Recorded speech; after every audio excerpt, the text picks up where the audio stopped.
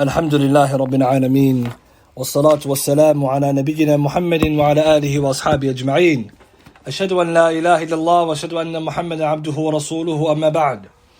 Continuing in our series, the Fiqh of Marriage, a concise summary.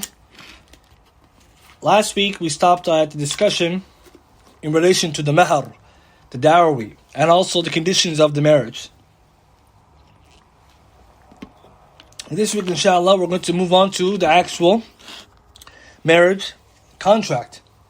And before we do so, I just want to make a clarification.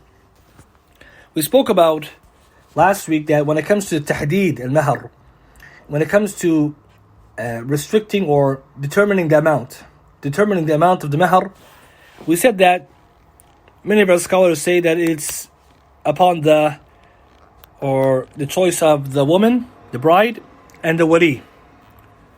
And we said Shaykh Al-Albani rahimahullah held the view that it's the view, or it's in the hand of the groom. Since he's paying it has to be upon or within his means.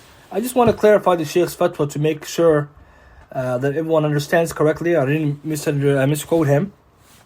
So Shaykh mentioned in Silsila Huda wa Nur, tape 593, and elsewhere, that he said, when he was asked about this question, that he said that if the wali of the girl requests something specific, i.e. the girl and the wali agree upon something specific, and they present that to the khatib, the suitor, if he's in agreement to it, then there's no harm. And so this is what, like I said, many scholars said, that the girl alongside with her wali agree upon amount, they present that amount to their request to the khatib, the suitor. If he accepts, great. However, the Shaykh then says that in the case that it's not an agreement, i.e. the khatib can't afford that or he's not able to provide that, then the final saying or the final amount is in accordance to what the khatib, the suitor, can afford. So this is the Shaykh's view. If they agree, or he, for example, khatib says, go ahead, the suitor says, you guys decide, I'll pay whatever you want, then that's all fine, again, if it's all modest. But we need to be careful from being extreme. Last thing we're going to mention is that the Shaykh's view then was that in the case of the dispute or not agreeing, then it's in the hand of the suitor. So inshallah that makes it clear the Shaykh's view. طيب. Now we move on to 5.1, the pillars and the conditions of the marriage contract. Aqd nikah. So first thing first, Aqd nikah is called, Aqd nikah means the marriage contract. And Aqd nikah, the marriage contract, it is not the walima. Alright, some people mix the two. The walima is the wedding banquet, whereas the aqd nikah is the marriage contract. Literally the verbal agreement between the two parties, i.e. the suitor, so the bride, the groom, and the guardian, and the witnesses, as we'll soon understand. This is called aqd nikah, the marriage contract. The marriage contract has conditions and pillars, and this we're going to discuss momentarily. It's also important to understand the wedding banquet is when you gather more people. Right? So the aqd nikah doesn't need, beyond the witnessing, it doesn't need a big gathering. Whereas the walima, the marriage banquet, is for everybody who's invited to come and to announce the marriage. So the walima typically comes after aqd nikah, although it is permissible to do it all at once, i.e. everything in one day. And it's also permissible to separate them, as we'll see, and probably this was the practice. You could say this was the sunnah to separate the two, and we'll talk about the walima another time. So when it comes to the marriage contract, aqd nikah, it is a verbal contract according to legislation. It does not have to be written down, and we'll talk about that in a moment, about writing it down. But the idea is verbal contract. So it has pillars and it has conditions. Ash-shurut, conditions, and arkan, pillars. What are those? I'll mention them now. And the reason why it's important to know this is that if someone is administrating a wedding, i.e. nikah, a wedding contract, they have to know the rules. Otherwise, the contract can become invalid. Number two, if the person and the people do not fulfill the conditions, then the nikah will also be invalid. So if it's not on part of the one doing the aqd, if it's the fact that the two parties are not allowed to get married for some kind of preventative or another, then the marriage also will be invalid. So knowing this is important. So we'll begin with the shurut, the conditions. And the shurut means the things that have to be present for it to be valid. So the conditions, number one, the wedding contract has to specify both the bride and the groom, so their names and who they are. Because it's not permissible to have aqd nikah and we're marrying two people who we don't know specifically who's getting married. Right? It just defeat the purpose. So we have to specify either by their presence or by their names. So it's not necessary, for example, to have the names, because we see some of the, like the way the Rasul sallallahu alaihi wasallam married off the man, he didn't mention his name or her name, the man or the woman, but ta'yin was there. We know exactly who's getting married. So mentioning the names gives clarity, more clarity, but specifying the two individuals, this person and so woman, that's clear. Then you have the clarity. So it has to be ta'yin, it has to be specification of who's getting married. Number one. Number two, both parties have to have given their consent, such agreement for the marriage. So it's not permissible to marry off two people who do not agree to get married. And obviously that goes without saying, because in Islam, forced marriage is haram. Forced marriage is haram. And the difference between forced marriage and an arranged marriage. Arranged marriage, when two parties come together because the families have arranged it, it's not the same as a forced marriage. A forced marriage is, like it or not, you're getting married. That's haram, against your will. But if a family, is two people get married with their families arranging it for them, and they agree to this, and they accept the suitors, this is permissible. So we have to differentiate the two, because these two get mixed up in our culture. So some people attack arranged marriages because they have a problem with it being forced. So really what they're talking about is forced marriage. And some people, they attack arranged marriage because they think families shouldn't be involved, and all this kind of confusion. So just to be clear, their consent is a must, it's a shart. So no one can get married without their consent. Number three, the presence and the approval of the wali, the guardian of the woman. If the wali is not involved, the nikah is not going to go through. And when we say wali, we're going to talk about later on who takes the position of the wali and what order. Okay, the fuqaha, Jazahumullahu khair, may Allah reward them, they've done the service for us by categorizing who fits into the role of a guardian for a woman and who doesn't.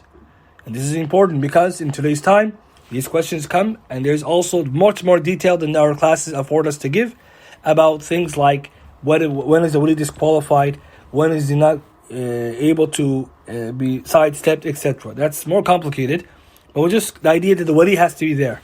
Because we said before, Rasul sallallahu alaihi wasallam said that any woman who gets married without her wali, then her nikah is batil. It is falsehood or invalid, sorry.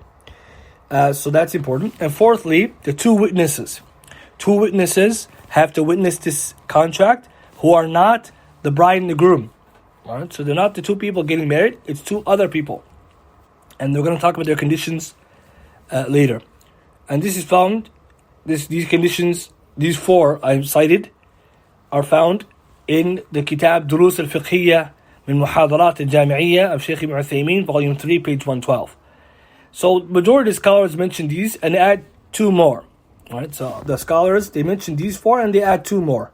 So the reason why I didn't mention them is because the next one I'm going to mention, which is kind of given, that it has to be met beforehand. And the last one is not a condition, to be honest.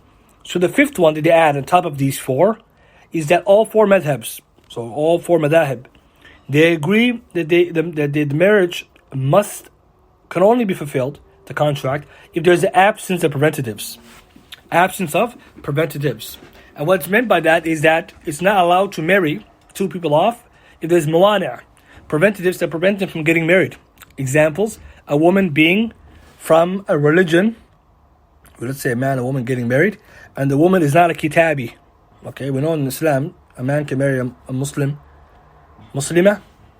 woman, or a Jew or Christian who is chaste and is practicing her faith and stays away from fawahish and other things. Alright, this is in the Quran, Surah Ma'idah, ayah 5. So let's say he was trying to marry a mushrika, a'yadhu billah, polytheist, or one who has no deen. Not allowed. Haram. Likewise, a woman has to marry a Muslim man. She wants to marry a man who is a Christian or Jew. Islamic law doesn't allow it. The point is, muwana have to be absent. The details of that, again, are outside the scope of this discussion because of the time, but there's more details to that. Another a preventative, is that the woman currently, during the marriage contract, she cannot be in her iddah, her waiting period between one divorce, or two divorces, or three, whatever it is, between the divorces, or just recently divorced, irrevocably until the iddah ends. We already covered that before. That's because it's a preventative. So the reason why I didn't mention this is because we sort of covered that already, that a woman can't be married or even be proposed to when she's in her iddah, let alone get married at that time. Other preventives will be you can't marry your maharim, your blood relatives, like your sister and your aunt and your mother, and this is given. So the scholars, the four madhabs, they all mention this because just in case, someone didn't know or it's not clear. And the sixth one which they mention is that there should be compatibility. And we mentioned that last week or some weeks ago. Compatibility is not a condition for it's a recommendation. Because when we say compatibility, what do we intend? Compatibility, i.e. religiosity, marrying someone who's religious, this is a goal of the marriage, a goal that should be followed. But in terms of compatibility in personality or in social class or in other things, it's not a condition, even though some of the scholars they mentioned, it's not a shart for the aqd nikah. So therefore there's 5 altogether. These conditions have to be met before the marriage contract is performed, i.e. these are things that have to be check boxes that have to be checked before the process is begun. As for the actual process, then the aqd nikah, the marriage contract in Islam, is very simple. And the ulama, they mention there's only 2 pillars. So once these things are ready, the 2 parties are ready, the wali is ready, the 2 witnesses are ready, there's consent on both sides. The 2 pillars that are needed to do the aqd, the contract, according to all 4 madahib, again, all 4 schools of fiqh, is number 1, an offering, al-ijab. Al-ijab means that the groom, that the wali, the guardian, offers his daughter or his and the one he's a guardian for to the groom. This is called al-ijab. He's offering, i.e. he's saying something to say, I'm going to marry her off to you. And then the second pillar is al-qubul. Al-qubul means the acceptance. Al-qubul means the groom, once offered the hand of this woman, he accepts. And this is according to all 4 madhabs. If you want more, see Al-Mughni, Abi Qudama, volume 9, page 459. Then only 2 pillars. And the reason why the ulama mentioned these as pillars is that we said before, aqd nikah is from the uqud. Aqd nikah, the marriage contract, falls into the chapter of contracts. And all contracts, business related or otherwise, are contractual agreements. There is an offering and acceptance. Alright, so just like in any other, like for example, business transaction, a person sells you an item and you accept the price and you buy it. So like that, it's the qiyas is off of that. It's not really qiyas since it's fallen into the same chapter. And the idea is that a man is being offered the hand of a woman by way of the wali, and he accepts and they get married. Note, I did not mention the mahar here, because the mahar is not a condition nor a pillar for the aqd nikah. And that's because if they didn't mention what they want to give as the mahar, i.e. last week we said they should agree beforehand. If they didn't agree, it's still valid.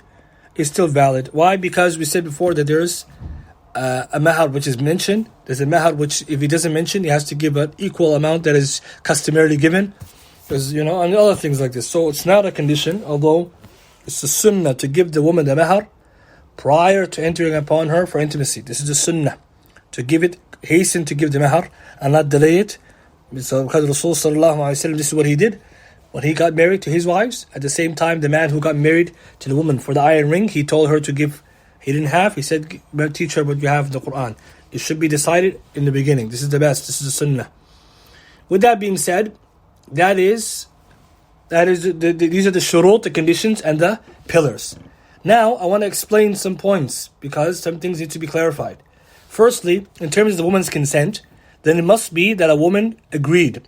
and beforehand and is pleased with the marriage, because as I said, forced marriage is haram in Islam. Abu Hurairah reports radiyallahu ta'ala anhu that the Prophet sallallahu alaihi wasallam said, an orphan virgin girl should be consulted about her marriage. If she says nothing or is silent, then that indicates her permission.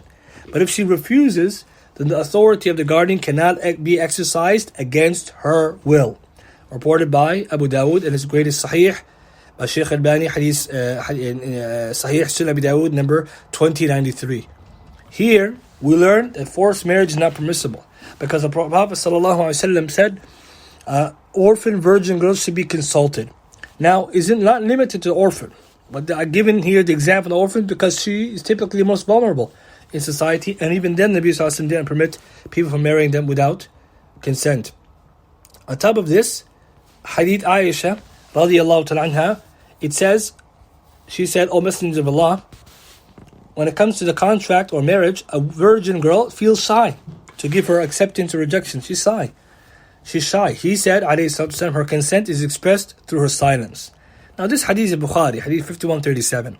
Some people read this as a hadith and they get confused, because they'll read this and they'll say, if a woman gets silent or is silent when her her consent is sought, that could be mistaken. It could be abused. Because what if she's silent out of modesty or silent because she's scared? Does that mean acceptance? Because Nabi sallallahu alaihi wasallam said, "Idnuha sumatuha," yani her silence is her permission. Like, we have to understand the hadith properly. So first thing we should know, the reason why the ulama, explain the reason why the reason why the hadith says her silence is permission, is because the virgin usually, this is important, the virgin versus the thayyib, the matron, there's a difference between the two. The virgin, her silence is considered, the bikr, which is a virgin, her silence is considered her idhn, her permission, because typically she's very shy. And so if she's happy with the person she wants to get married to, accepts them, she might be shy to say that in front of her wali that she accepts, or in the actual contract. So the ulama said that her modesty might hold her back from articulating that she's openly accepting. And this is mentioned by Ibn Hajar in Fath al-Bari, volume 9, page 193. It's important to understand the ta'aleed here, the rationale. Modesty might hold her back from saying yes. However, when it comes to rejecting, then there's no modesty. If she says no, she should say no if she doesn't want it. And that the ulama they mention. So no one should understand this hadith to mean that a woman are being coerced or coaxed into getting married because she's just going to keep quiet. No, Ibn Qudam writes in Al-Mughni chapter, if she articulates her consent, then this is more conveying and complete in giving the consent in silence. He says chapter, if she articulates her consent, then this is more conveying and complete in giving consent than her silence.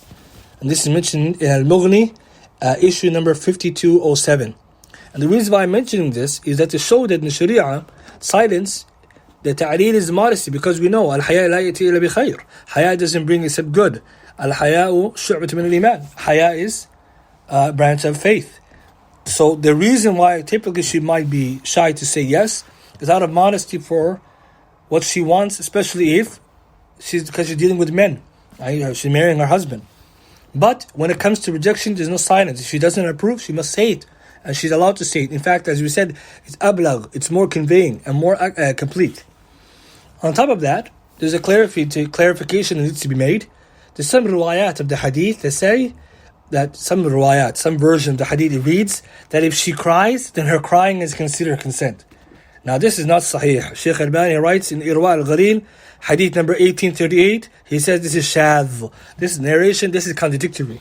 And this is important because we would not accept that a woman is crying in a marriage contract. Yes, crying could be tears of joy or tears of agony.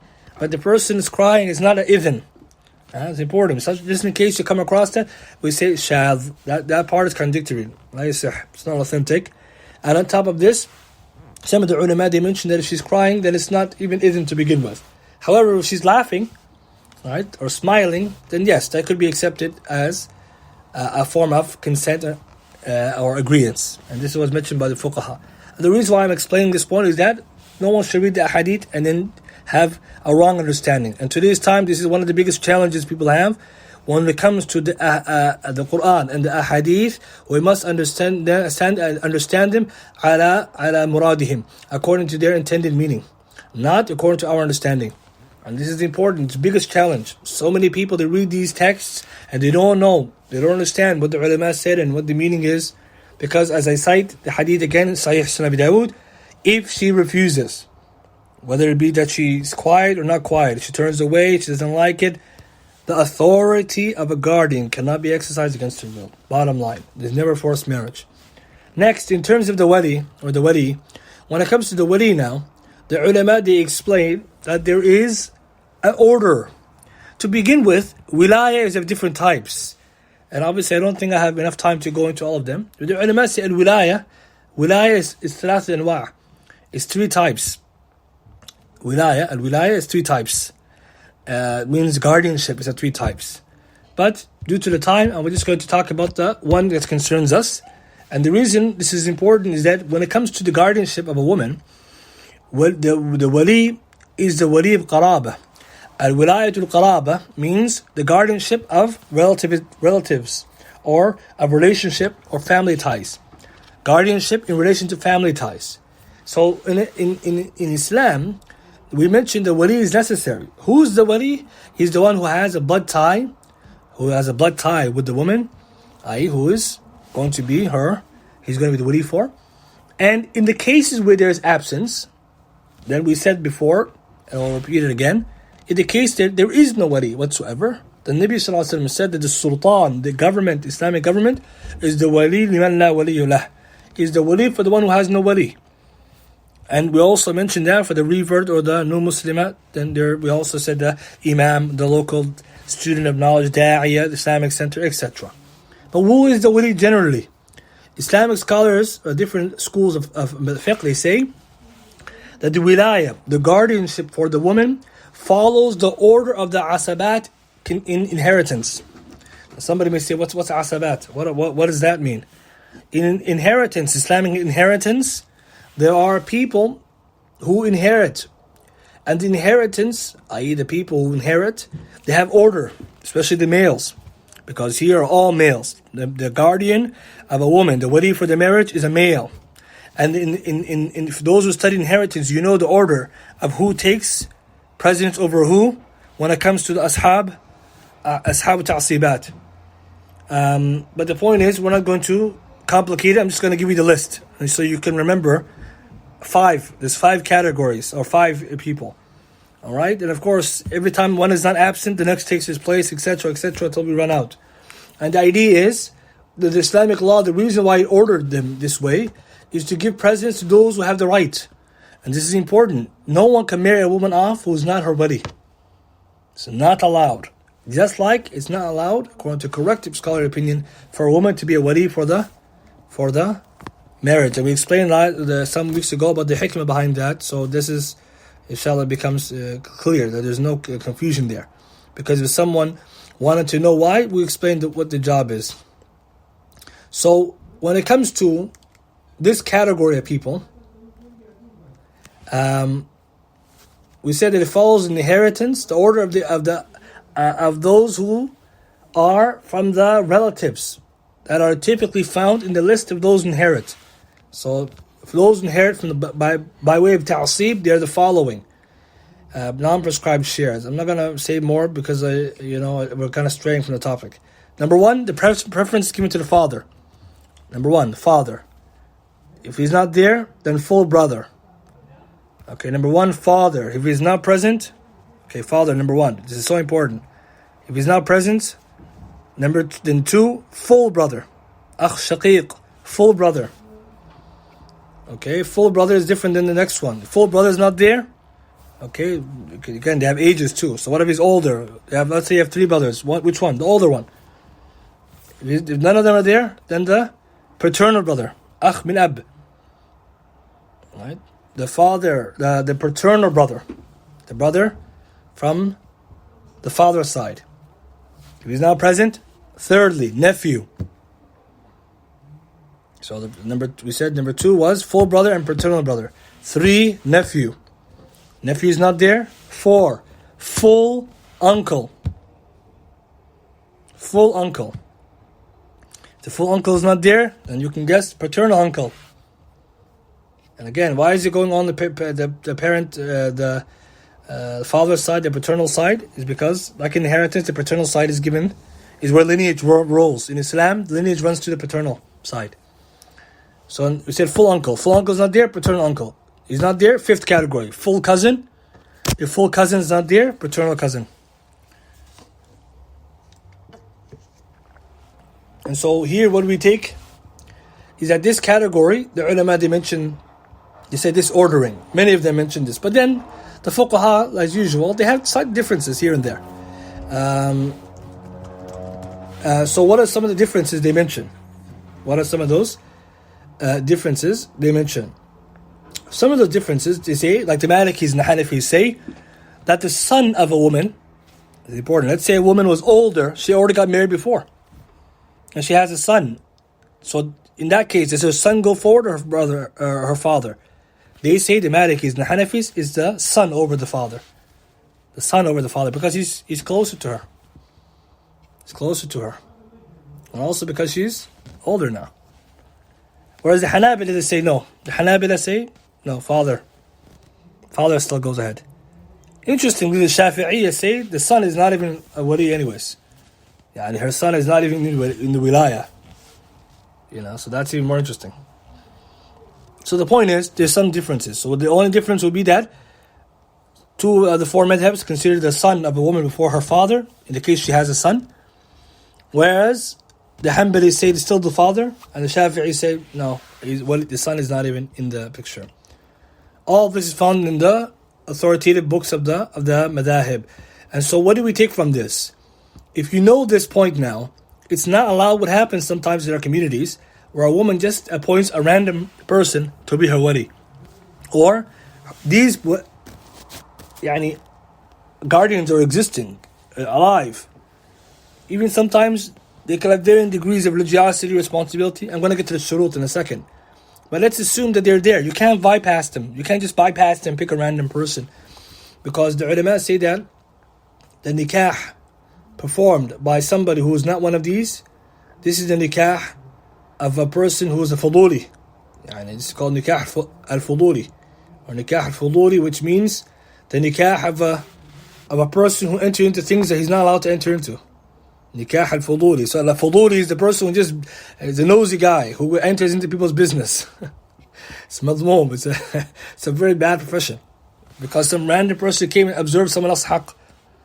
So why we have to see this? Because in Islam, everything comes with ilm hikmah. There's a reason why they're there. Because these are her family relatives who have her best interest in mind. Bidnillahi ta'ala. What in the case that he's not qualified? What in the case that then these are different. These are rarities or exceptions to the rule that must be investigated with the people of knowledge. And I'm going to talk about the conditions of those walis now. When it comes to the wali, the scholars actually mention a lot of conditions they have to meet before they can be considered a valid wali. And this is because the wali is doing a serious job. He's looking out for the best interest of the woman. He can't just be anybody in the family, right? The person has to have some qualities. The fuqaha, they mention up to 12 different qualities. And truth be told, a lot of them are differed over. 12 different qualities. Some of them are agreed upon, some are differed upon. For the sake of brevity, I'll mention the ones that are generally agreed upon. Not 12. For the wali, I'll go back in. For the wali, they mention the conditions, not 12, sorry, that's a different one. For the wali, it's not 12 conditions. That's something else. For the wali, they mention certain conditions, and amongst them, as we see, is the male. He has to be in disorder. He has to be somebody who is religiously upright. He has to be someone who is a baligh. He has to be, reach the age of maturity, etc. Because he's doing the job of deciding who is going to be befitting for her to marry, and etc. They mention other things, but the point is, we'll continue with the rest. So the wali in this case must be given his due right. With that being said, the next thing I mentioned was the issue of the witnesses. When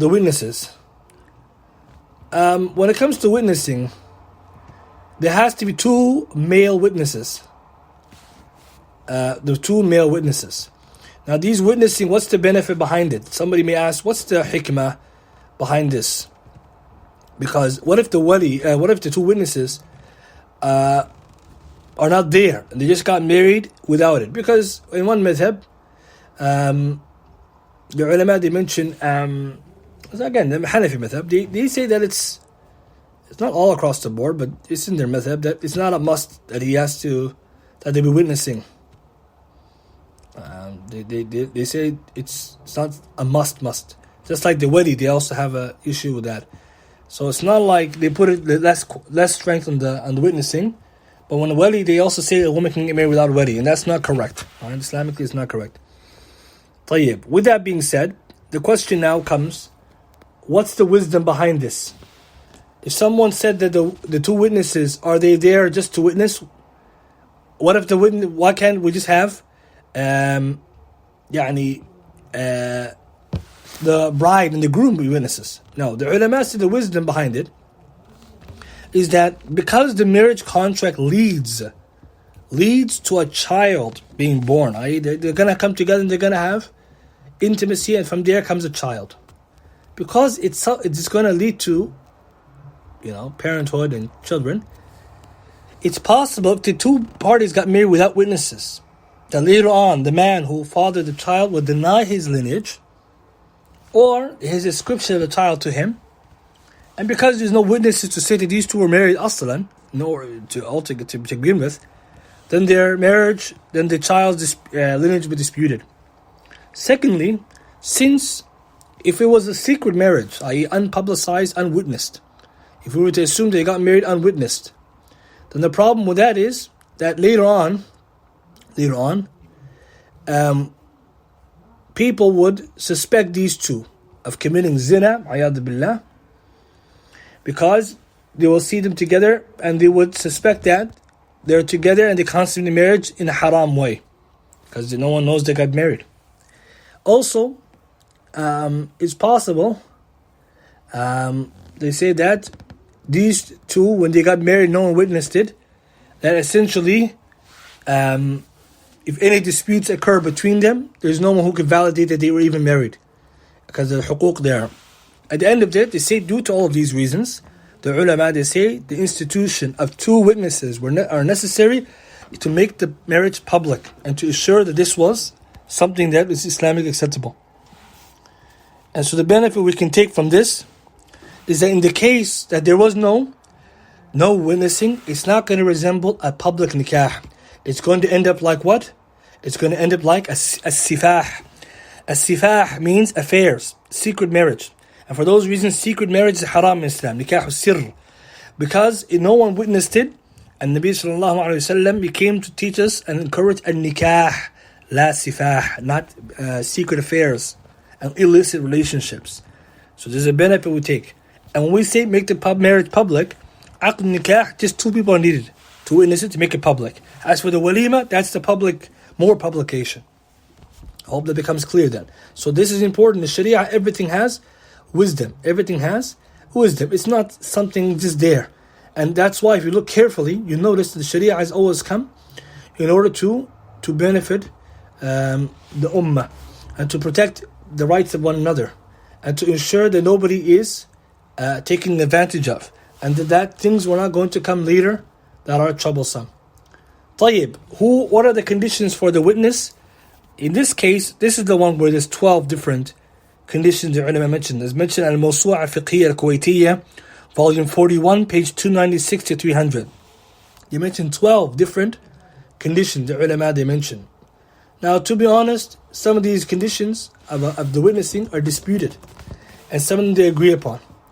And so the reason why they differ over it because the evidence is lacking. So with that being said, I'm not going to read all of them to save our time.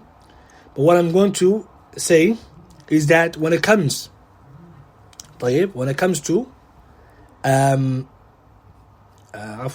to the conditions that are necessary, then here are some examples.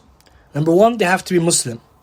Number 2, they have to be legally responsible. And they have taklif, mukallaf. They have to be legally responsible. So it has to be someone who's not insane, but sane and able and is practicing, reaching age of puberty and the likes. Number 3, they must have adala, uprightness and proper religion and trustworthiness. They have to also be free, a free person, they say, not one who is a slave in societies which there used to be slaves, and now not nowadays, and etc. They mention others. And number 6, the main one, where there's big dispute as well, not big, but there's some dispute, the male, i.e. exclusively 2 males, or is it allowed to have 1 male and 2 females, like this, or 2 all females. The scholars, they have different there. The point is, the safest view of all that which is mentioned is it must be the Muslim, mature, upright males, 2 of them. This is the safest view. Other conditions were mentioned, like they have to know the language, they have to be seeing, hearing. And you could argue that some of the ulama, they mentioned these 2, is certain that there is no fraud or difficulty in witnessing. But fil haqiqah, like we said, there's some dispute. And if anyone wants more about these conditions of the I'll just mention one example, common dispute. One we said was the issue of male and only, or it can be male, 1 male and 2 female. Another dispute is it permissible for the son of the 2 parties? Okay, let's say the woman has a son or the man has a son from previous marriage. Can they be a wali? Or how about their fathers? For example, can the father of the daughter, so the wali, be the witness and a wali? Can the father of the groom be a wali, be the witness? Many of the ulama, they differed. They said no. They can't be min usul wala furu'. But to be honest, this conditioning or this restriction, Shaykh Ibn Uthaymin, Al-Sharh Al-Mumti', volume 12, page 99, he says this is not correct. It's not correct. And the reason why I'm mentioning that is because you find these. So if you find these discussions, some of them they could be studied further. But just to be aware of it, beginning is nice. Khalas, you have to have 2 male, upright, Muslim, legally responsible male, witnesses. This is the safest. And other conditions, if they're met, this is better. And someone disputed, it goes back to that which is viewed to be most correct. 5.2. Who conducts the marriage? Essentially, the one who conducts the marriage, it's typically the wali. The wali himself is conducting the marriage, because he's the one who's marrying her off. So literally, he's the one. His job is to be present because he's going to marry her, his guardian, off. And this is not very typical nowadays, at least in this side of the world, because usually the wali, he may not be well versed in the ahkam of the nikah. So what does he do? He'll do number 2. He'll pick a wakil. A wakil is an agent who does the nikah on his behalf. In our societies, we usually appoint an imam, a da'iyah, the local masjid, community member, leader, because we feel that they're more qualified or they know what to do better. That's permissible. But what we do know in Islam, it's not a condition. And I'm saying it clearly. Unlike Christianity, we do not need to have an imam to validate the nikah. You don't need that. If it's there, it's not bad. Mashallah, it's fine. Especially if the wali said, go ahead, do it on my behalf. But if the wali did it himself, or he appoints another average brother or or community member, la bas, that's fine. And that's because, like we said, there is no proof. And you can see the Kitab al-Mujmu' Ibn al-Nawawi, volume 9, page 26, and Al-Furu' Ibn Muflih, volume 11, page 64. With that being said, interestingly, if you look in the kutub of Ahadith and Sir, the books of Ahadith and Sir, we find that Sulaym, and I think I mentioned this in the point of elevating the sisters' lessons. Sulaym, when she got married to, radiallahu ta'ala anha, to Abu Talha, radiallahu ta'ala anhu, who married them off? Who married them? It was Anas ibn Malik. And Anas ibn Malik, radiallahu ta'ala anhu, was not very old at that time. And the ulama, they explain why he did it, and is this allowed to do it, etc. Because now we have other rules later in the Sharia. But that just shows that it's not a must and must be somebody who's an imam only. It comes in one hadith that when Abu Talha radiallahu ta'ala came, he said, Ashhadu an la ilaha illallah wa anna Muhammad Rasulullah. He said to Sulaym, after she told him, give him da'wah, he said, okay, Ashhadu an la ilaha illallah, bear witness no deity worthy of worship except for Allah, Muhammad is messenger of Allah. And that was her dowry, Allahumma barik. That was her dowry, his Islam. The best dowry, the ulama says, is when the Sahaba Salaf would consider one of the best dowries ever given. Then Sulaym says, قالت يا أنس قم فزوج أبا طلحة. this part. It comes in the hadith in Tabaqat Masa'id and others. It's authentic, as far as I remember. And we'll check again. Anas bin Malik, when he said this, he said, Anas, stand up and marry Abu Talha off, i.e. to me. And the point I'm just trying to highlight there is not a condition to have an imam, just like Nabi sallallahu alaihi wasallam got married to Abu Bakr's daughter Aisha radiallahu anha. And who did the marriage? Well, it's amongst themselves. And so this is the point. As for getting married by someone who is not qualified, and what I mean by that, is not allowed, as we said, to get married nikah al-fuduli, an unauthorized person to come and just meddle in the affairs. This is haram.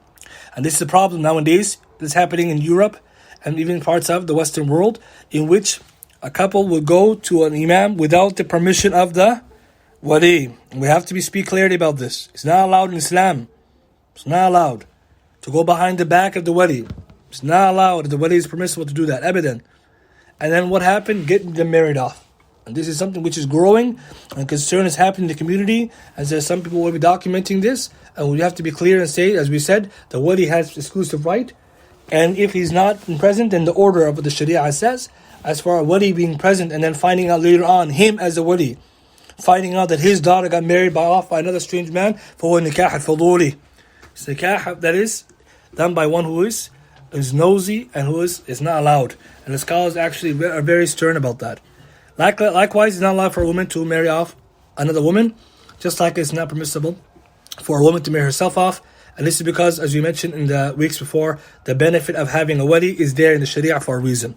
So the wali is there for a reason, and if we bypass the wali, i.e. the male guardian, then we're going to have a problem, because she might marry herself off, or a woman might marry off another woman to a person who seemed to be upright, but because the wali didn't do the vetting, we don't know what his hal was.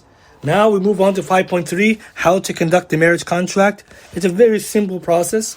So inshallah, we'll just read the steps to make it easy in order to finish on time. So the nikah is very uncomplicated, alhamdulillah. And this shows you again, as we said, the Rasul sallallahu alaihi wasallam encouraged for the weddings to be easy. And this is a benefit we take, that the weddings in the Sharia are easy. Nabi sallallahu alaihi wasallam, he said before, as you said, that the best of the marriage is the one that is khayru nikahi. The best of the marriage is aysaruha, the easiest one. And so the Sharia makes it easy. And so if you look back at the hadith of Sahal bin Sa'ad radiyallahu ta'ala anhu, when Nabi sallallahu alaihi wasallam married off the man in the masjid to the woman, when he married her off, it was a very simple process. Our cultures today, sometimes we overcomplicate. It's not haram to have cultural traditions, but not at the expense of the actual nikah. We should not go to extreme. We should not go to extreme. Tayyib, with that being said, let's mention the steps. So in case someone asks you to do the nikah, now you know how to do it. Bismillah. Number 1, you begin by gathering the parties that are needed. So you need to have the wali present, the groom present, and the 2 witnesses present. So this is the beginning. We have the people who are involved. Wali, groom, 2 witnesses.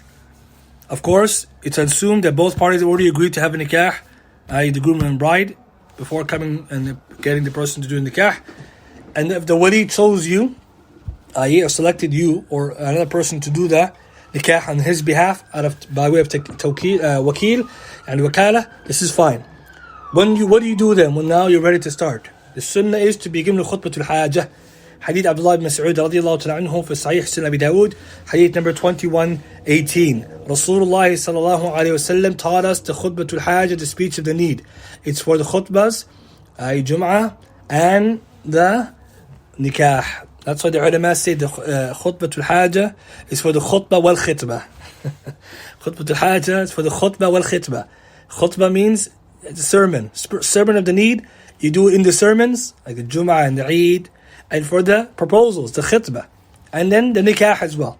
That's why some scholars said you could do the khutbah hajah in the proposal stage, and others said in the nikah as well. Is it a must? No, it's not a must. And the proof is Rasulullah ﷺ did not do it when he married off Ali to Fatima radiyallahu ta'ala anha, nor did he do it when he married the man in the masjid, Hayy Sahal. Both of them show that it's not a must, but it's very highly recommended. So recommended, it's mentioned in the books of the Hanabila that Imam Ahmed rahimahullah, when he heard, he used to attend, if he attended a nikah to which the khutbah al-hajj was not read, he will stand up and get up and leave.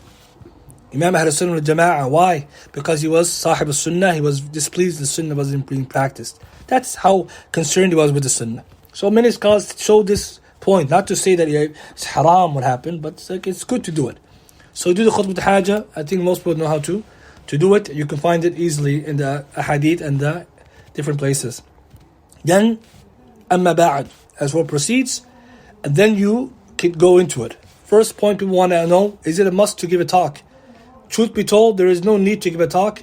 And the Salaf al-Salih, in many of the nikahs that they performed, they didn't do a sermon. So the ulama, they discuss, is it recommended to give a lecture during the aqd nikah or during the walima? They say it goes back to the munasab. And if it's something munasib, like you find that people gather today, you don't often see them. Or the case that they're,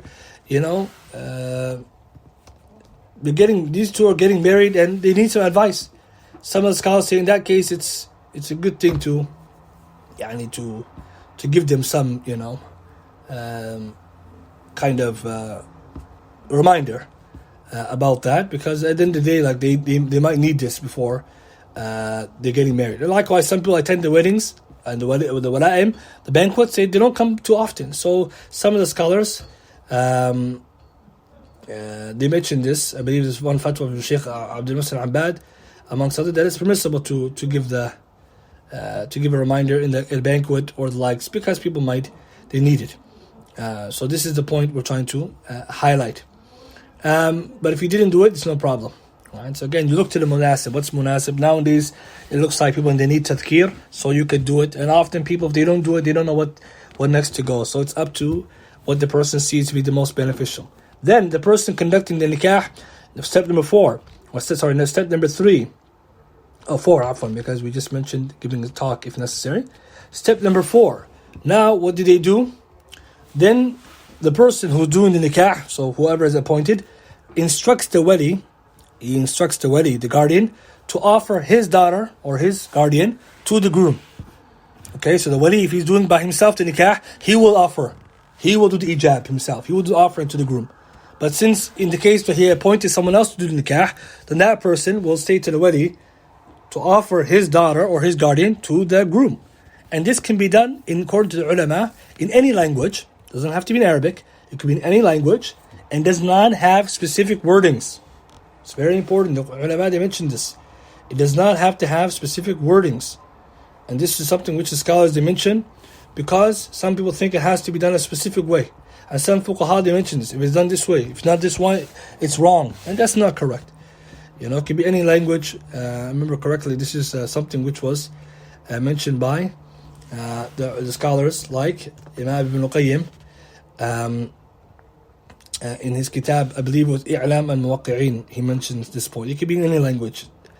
And this is a benefit for those who will not be Arabic speakers. And we cannot say that those who did it, yes, I'lam al-Muwaqqi'in of Ibn Qayyim, volume 2, page 4.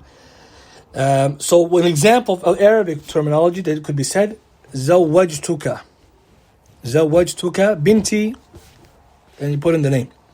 So what translates to, you tell the agent, the one doing the nikah, tells the wali to say Zawwajtuka, I marry you. You who's here? You, the groom. Binti, I marry you, so and so, to my daughter, so and so. So he can mention his name, or he can just mention her name. And the reason why ulama says Zawwajtuka or Nakahtuka or like this, because Rasul sallallahu alaihi wasallam, he did that. That's why they mentioned this, because Rasul sallallahu alaihi wasallam, he did that. And so if you go back to the hadith, the Rasul sallallahu alaihi wasallam said, one riwayah, Malaktukaha, yani I have granted you her to you in marriage. In other wordings, he uses the word, I married you off. So different versions. So that's what the scholars, they got this concept from, and using those wordings. At the end of the day, we said it could be anything, as long as it carries the meaning. Because the ibrah, when it comes to the contracts, the point of benefit is in the meanings. After he's done this, the groom, okay, there's more details, but because of the time, we'll keep going. 5th point. Now, the wali has been instructed to repeat that I marry my daughter or guardian off to you. So what does the groom say? Point number 5, the person who's conducting the marriage, i.e. the imam or a student, whoever is appointed, he tells the groom to say, قبلت هذا النكاح, I accept this marriage. قبلت means قبول. So the ijab was given and this is the قبول. قبلت هذا النكاح, I accept this marriage. And of course, qala is different now. Do you have to say قبلت or قبلت هذا النكاح, or just, so they differ again because they're trying to ascertain the thing be done correctly. That's why they're very careful of this. Inshallah, this is acceptable. Accept this marriage, all of this is fine. Point number 6, you have to ensure now that the two witnesses witnessed the acceptance and the offering. So they were there, they were paying attention, they heard it, they're witnessing. So once they witnessed it, point number 7, they then congratulate the groom and the bride. Both parties should be congratulated. So the men will congratulate the groom and the women will congratulate the bride by saying what the hadith comes in Abu Hurairah reports, radiyallahu ta'ala anhu fi Sahih Sunan Abi Dawud. Nabi sallallahu alayhi wa sallam taught us to say, Barakallahu laka wa baraka alayka wa jama'a baynakuma fi khayr. May Allah bless for you your spouse, and bless you, and may Allah unite both of you in goodness. Hadith Sahih. Faida, Shaykh Abdul Muhsin Al-Abbad, Abdul Muhsin Al-Abbad, Hafidullah, in his Sharh Sunan Abi Dawud, tape 245, he says it is permissible to say this, because some brothers, they're not there in nikah, we missed the aqd. Can we say it after? He says it's permissible to say it before the nikah, after nikah, or during it. Right? So after the nikah, like as soon as it's finished, i.e., or before it, or even after the wedding. All of it's fine. Alhamdulillah. Likewise, the sisters also should instruct the women to do it. So it's not just for the men. And because we know, typically the men would say this, and then some women will say it, and some women will celebrate otherwise. So they can still celebrate. That's not prohibited. But what should be done, both parties should be congratulating one another. Imam Nawawi writes in Sharh Sahih Muslim, volume 9, page 207, in this hadith, hadith is Sahih Muslim, is the recommendation for supplicating for good and blessings for both the newlyweds, both. Similar to this, the hadith of Abdul Rahman ibn Auf, where Rasulullah said, may Allah bless you. So the other riwayat that show the Prophet just said, may Allah bless you. He didn't say the full version here. But the point is, Imam Nawawi highlights both newlyweds. So the point is, you say for both, and that's why it comes in the form of dual. Barakallahu lak wa baraka alayk wa jama'a baynakuma. And the point is, both parties should be congratulated. 5.4, inshallah, we'll try to just wrap it up. The time and place of the nikah. What is the best place to do the nikah? Is there such thing as the best place? The ulama, they say, when it comes to the nikah, majority of fuqaha said it's very good to do in the masjid. And this is mentioned by majority, based on a hadith which is da'if, where it says that Rasulullah supposedly said, publicize this marriage and hold it in the masjid and beat the duff for it. Hadith is da'if in Da'if al-Tirmidhi, number 1089. So because of this, many of the fuqaha, I say majority, they say it's recommended, but fil haqiqah, it's not recommended if the hadith is da'if. There's no evidence now. So to say, وَجْعَلُوهُ فِي الْمَسَاجِدِ, do it in the masjid, it's not authentic to say it's sunnah. Therefore, it's permissible to do it in the masjid, but it's not recommended to do it in the masjid. See the difference? The hadith we mentioned before of Sahal ibn Sa'ad, where Rasulullah married the man and to the woman in the masjid. They were in the masjid. It happened to be the masjid at that time. Shows it's permissible to marry while in the masjid if you happen to be there. But to designate the masjid as the place to go, as many of our cultures do and many people think it's good, not from the sunnah. And then to do it continuously is innovation, in fact. To say, I could only do nikah in the masjid. Because Sahaba, many of the Muslims didn't get married in the masjid. Nabi Sallallahu Alaihi Wasallam, starting with him, alayhi salatu wasalam. Permanent committee was asked, legend to Da'imah, is concluding the marriage contract regularly in the masajid considered a sunnah or bid'ah? They said the matter of concluding the marriage contract in the masjid is flexible, for there is no religious evidence that indicates it is a sunnah. So concluding it in the masjid regularly is considered bid'ah. So it shows you the difference. Permissible if happen chance. To designate and think it has virtue is not allowed, not sunnah. To always do it, innovation. طيب. When is the recommended time to do the nikah?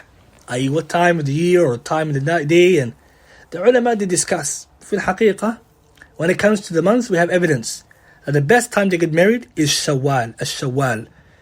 The best month to get married according to the Sunnah, is the month of Shawwal, which is the month after Ramadan. And the proof of that, Hadith Aisha radiallahu ta'ala anha, which she said, Allah's Messenger sallallahu alayhi wa sallam contracted a marriage with me in Shawwal, and he took me to his house, i.e. moved in with me in Shawwal. And among the wives of Allah's Messenger sallallahu alayhi wa sallam, there was no one more dear to him than I, and therefore Aisha used to like that women in her family get married in Shawwal and move in Shawwal. Hadith Muslim, Hadith 1423. So this is istihbab. Imam Nawawi says in Sharh Sahih Muslim, فيه استحباب التزويج والتزوج والدخول في الشوال. Here is evidence for the recommendation of getting married, moving in the month of Shawwal, and this is something which has been reported from our companions, i.e. the Shafi'i madhab, and this is what Aisha used to intend. And here's the fa'idah. Because وَرَدَّ مَا كَانَتْ الْجَاهِلِيَّةِ عَلَيْهِ وما يتخيله بعض العوام اليوم من كراهية التزوج والتزويج والدخول في الشوال. And this is because it's a refutation against the practice of Jahiliyyah, the pre-Islamic times, who they used to think that getting married in Shawwal, and Imam Nawawi says even in today's time, some laity think it's bad luck or curse to get married in Shawwal. وهذا باطل لا أصل له. This is falsehood, no origin with it. وهو من آثار الجاهلية كانوا يتطيرون بذلك لما في اسم الشوال من الإشالة والرفع. And this is due to them having superstitious thoughts about Shawwal, and it's remnants of the Jahili practice that still exists in his time period, and perhaps even ours for some people. And this is because they took an evil omen from the name of Shawwal. And so here we take a great benefit to the fact that Aisha would recommend it because Nabi Sallallahu Alaihi Wasallam did it, and also as a way to challenge, because in Islam, as we learned in Masail al-Jahiliyyah, Islam has come to do away with Jahiliyyah and all of its practices. With that being said, we mentioned just 2 more points, and the rest we'll do in our lesson after Ramadan, because of this being the last lesson before Ramadan. And that's something we wish to cover, inshallah, some of the other issues, but we'll cover one more. 5.5, what is the ruling in getting married online, especially nowadays, where people are getting married online with the Zoom because of the situation with Corona. Now, this point has been discussed by our ulama, and I'll mention 2 fatwas. Fatwa of Shaykh Sulaymaan al-Ruhaili, Hafidhullah, and Shaykh Sa'ad al-Kathlan, Hafidhullah, 2 scholars, that they discuss this issue. The bottom line is, using the modern means of technology, whether it be FaceTime, Zoom, Skype, well, I think Skype is gone now, Zoom, FaceTime, or whatever else of technology, or even the phones. These 2 scholars they mentioned, and there's 2 fatwas you can find on the internet, on YouTube, you can find their audios. The Mashayikh, they say that they say, first of all, Islam, when it comes to marriage, Allah made, subhanahu wa ta'ala, the rules and conditions of marriage difficult. Not difficult, but strict. Because that's why there's conditions. Because there's people's honor and rights being involved. And for those reasons, Allah subhanahu wa ta'ala made the marriage contract a serious one. As Allah calls it, mithaqan ghalida. Allah calls it a heavy contract in the Quran. So those reasons, fraud cannot be committed in any way. And that's why the scholars were so strict, even when it comes to witnessing. Why did they say that the male witness cannot be the father or the son? Because they were scared that the father and son, if marital dispute happens, if your wali is your witness, then he's going to side with you. Undur, look at how the Sharia comes for the idea of to protect justice. Bottom line, they said that FaceTime, Zoom, and all modern means of technology are very easy to do fraud. Very easy. Example, 3 people get together on the Zoom call or on the FaceTime, and one of them pretends to be wali, and if the imam, who is the wakil, is trying to do the nikah, he doesn't know who this man is. A woman can point any man and say, he's my wali, let's get married. It's very possible. And the Shaykh even said himself examples where someone got even tricked or deceived, let alone on the internet, been present in real life. Which means that there's possibility. That's one.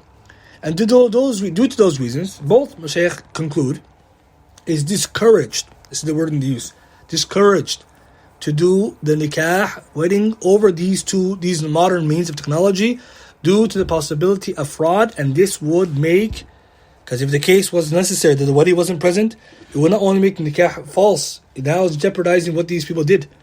These people, they got consummated the marriage in halal way or haram way. So due to this reason, they say that is discouraged because of that possibility, and also because it's in Islam we have a solution. Before I get there, they both did say as well. Especially Sheikh Sa'ad al-Kathlan, he said that in the case that all the conditions were met, let's assume that all conditions were met, then technically we cannot say it's haram, technically. Yeah, because let's say it's live, right? Everything's happening live. Technically, the two witnesses are there, wali is there, the bride is there, the groom is there. Technically, they said it, you can't say it's haram, technically. But does that mean it's something we should do? They said no, because the possibility is there, and these affairs are serious. Last point, what is the Islamic solution to people living across different countries? Because nowadays people are asking questions as if it didn't exist in the books of fiqh. They'll say, what if I'm getting married and my wali is in another country? He can make wikala. He just appoint his friend who lives in the city, and he'll be the wakil. Khalas. So the question we have is that people today, what they're doing is the coronavirus. Coronavirus, if we work within the system, even the government's allowed them people to get married within the protocols. So these supposed means of needing to do it don't exist. And the reason why I'm saying this, because questions are coming nowadays, and people are asking about this, and if you look at the scenarios that are being asked about, you can even realize people who got married in the first place didn't even need to do FaceTime and Zoom. They could have easily got together, which shows you that people who are using these means, some of them, are abusing it, maybe, or even going and doing things that could really jeopardize it. So the bottom line with the mashayikh, they discouraged due to the possibility of fraud, and better to do it on site as the Sharia has taught us. Tayyib, inshallah, we'll end with this much because of the time. And inshallah, after Ramadan, we will continue. If anyone has any very quick questions, we'll take it. Otherwise, we'll stop for the salah.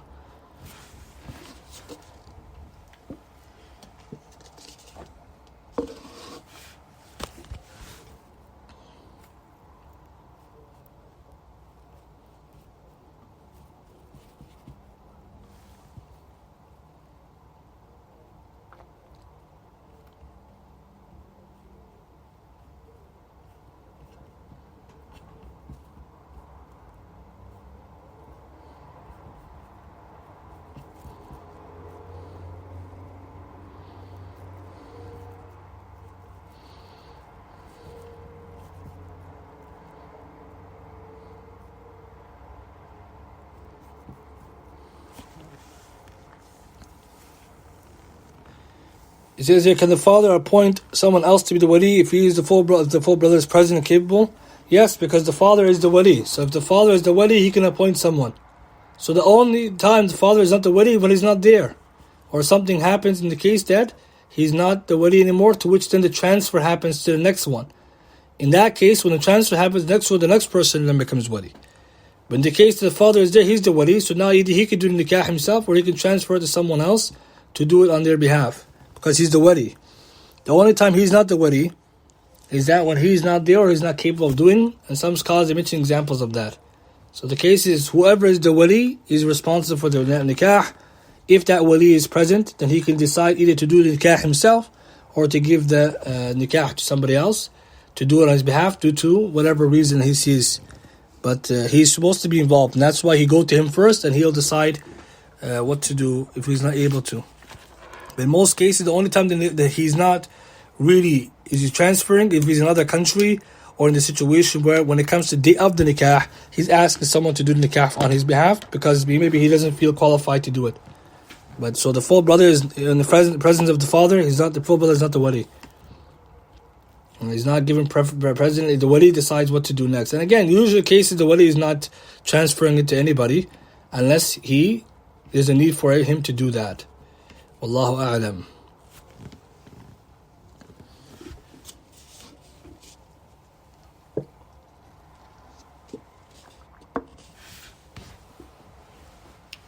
Any other questions? Otherwise, it's time for the salah. So if any short questions we'll take. Otherwise, inshallah, after Ramadan we'll continue. Question says, Assalamu alaikum wa alaikum assalam. What is the ruling on snapping a picture of yourself to a trustworthy brother with the intention of finding your potential? I think we mentioned this in the week before. It's haram to take a picture for marriage purposes or otherwise, because of the hadith about the prohibition of pictures. Right? The Rasul sallallahu alaihi wasallam told us, "Inna shadda an-nasi 'adab yawm al-qiyamah The most severe punishment day of judgment is for those picture makers and other ahadith. So the scholars specifically warn against the practice of you taking pictures of yourself aslan, in origin, let alone for the nikah. And even if it's to a trustworthy brother, then it's not going to be Islamically permissible because of the prohibition of picture making. And for secondary reasons, for the nikah purposes, that if you did this, it's not going to give you a proper portrayal of who you are. As we know, pictures are not appropriate, are not good representations of who you really are, i.e. how you look and the likes, due to how easy it is to manipulate the image or to stand in good lighting or all other things. So even the secondary reason, if someone did say it's permissible and tried to use it for wedding, he might have a picture, mashallah, that has it's very nice, and then when they meet, it's not the same. So avoid that altogether, and the scholars, they discuss this. So that's the advice. Barakallahu feekum. Question says, if someone learns of a condition they could have placed on the nikah contract after marriage, is it too late? And the answer is no. It is permissible to establish conditions after nikah if both parties agree. But the difference between before and after nikah is that before, it would be, if they didn't agree, it could be fasakh. It could lead to annulling the marriage. But after nikah, if there's conditions they both agreed to, that's their business. But it's not going to have the same weight of annulment because it wasn't contingent for the nikah. You see the difference? So it's permissible to establish them if both parties agree. And if they agree, it should be fulfilled. Because Rasul sallallahu alayhi wa sallam said, Muslimun ala shurutihim. However, it's different. Had it done before, it would take the weight of annulment. It hadn't be ignored. That's how serious it is. But obviously, they can set whatever condition they want after that. And it will be more in the line of like a promise. More like that. Not to say much as the beginning. So the idea is that that's what the scholars they mention. And so, naam. Any last question? Otherwise, inshallah, we'll end. I believe, inshallah, salat time already came in, so not to delay everyone further. Jazakumullahu khair wa barakallahu feekum. Subhanakallahumma bihamdika ashhadu an la ilaha illa anta astaghfiruka wa atubu ilayk.